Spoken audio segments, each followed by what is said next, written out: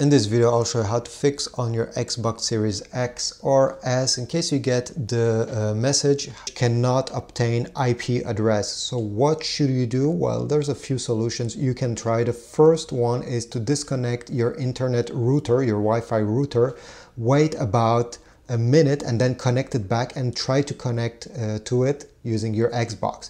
If this didn't work, you can actually shut down the Xbox simply by pressing over here on the button during 10 seconds. 2, 3, 4, 5, 6. Okay, the light is off. After 6 seconds, you can remove your finger, then go on the back and remove the power cable. Disconnect it completely this way. Okay, meanwhile, you just have to wait 5 minutes. After 5 minutes, connect it back and turn back your Xbox. This will not delete anything, it's just a soft reset. Usually this will fix your problem as well. Another thing you can try is to connect to internet using a cable. Do not connect using Wi-Fi. Plug the Ethernet cable in the back of your Xbox and check if this could fix your problem. Then another thing you can do is to go into the settings of your Xbox. Then go in Network Settings, Advanced Settings, IP settings, and make sure it's automatic here.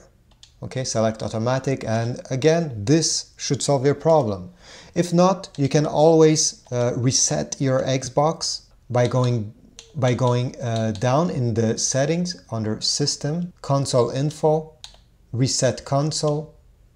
And here we have the choice to reset and remove everything. This is a factory reset. It will remove every single game and apps. Or you can simply select reset and keep my games and apps, so these won't get deleted. You may have some updates of these games getting deleted. You can simply download them again. So this is the last resort to fix your issue that you're having with your Xbox. If this was helpful, or if you have any other tricks that I didn't talk about, please write them in the comments down below. I'm sure somebody will be very grateful about them.